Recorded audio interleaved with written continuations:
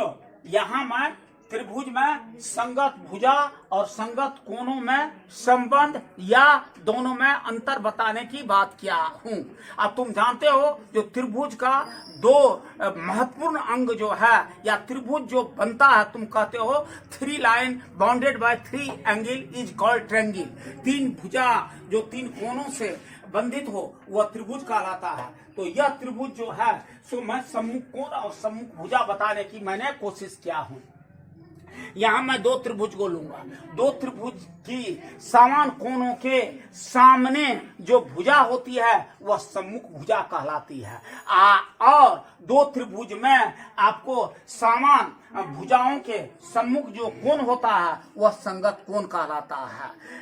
और ये जो है उसकी जानकारी विशेष रूप से ले लेना अति आवश्यक होता है। यहाँ देखो मैं कहा हूं 2 त्रिभुजों में समान कोणों की सम्मुख भुजाओं को संगत भुजा कहते हैं। संगत भुजा कहते हैं। क्या मैं बताया हूं? समान कोणों के सम्मुख, सम्मुख को सामने भी कह सकते हैं। जैसे मैं बताने का कोशिश किया हूं, एक वो फिगर 1 में ABC त्रिभुज लिया और DEF फिगर 2 में लिया हूं। अब देखिए इस त्रिभुज के चूंकि कोण के सामने भुजा होनी चाहिए तो कोण की मैं गणना करूंगा। यहां देखिए इसका कोण A ले लिया, इसका कोण A अगर ले लिया तो ये इसका कोण A जो है सो इसके कोण D के बराबर है। कोण A D के बराबर है। और फिर B जो इसका है, B इसका जो B है सो इसके आपको F के बराबर है। और फिर कोण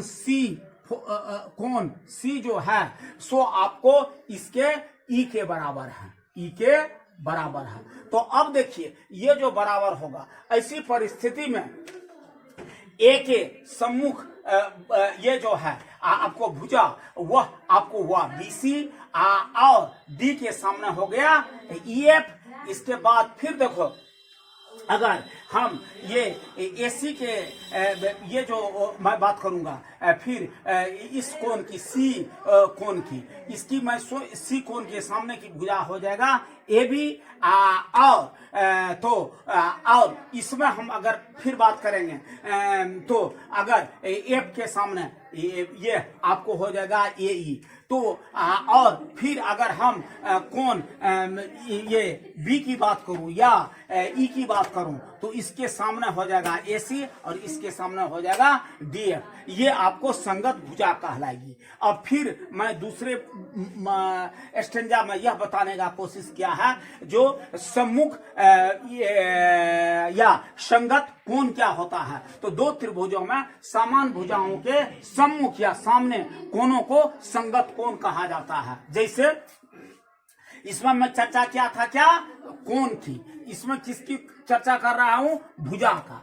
तो अब देखिए तो भुजा की गणना होगी। यहाँ AB भुजा, इसके हम AB भुजा जो है ना देखो एक ये मारा हूं तो इसके है आपको सो EF के बराबर। फिर BC भुजा जो है उसके है DE के बराबर। और फिर AC भुजा जो है सो आपको इसके DF के बराबर है। तो ऐसी परिस्थिति में AB जो है AB के सामने कौन हो गया? AC। AB के सामने कौन क्या हो गया? AC। और DF के सामने कौन क्या हो गया? D। फिर ये क्या नाम आपको BC के सामने कौन हो गया? A। और DE के सामने कौन हो गया? F। फिर AC के सामने कौन हो गया? B। और DF के सामने कौन हो गया? E। ये आपस में आपको बराबर हो जाएंगे और यह कोण जो होता है सो संगत कोण कहलाता है। तो इस तरह स्पष्ट हो गया है जो 2 भुजाओं में समान कोणों के सम्मुख भुजाएं जो है सो आपको सम्मुख भुजा संगत भुजा कहलाती है। और 2 त्रिभुज में समान भुजाओं के संगत कोणों को संगत कोण कहा जाता है। तो इस बात को तुम लोग देख लो। अब मैं बता दिया हूं।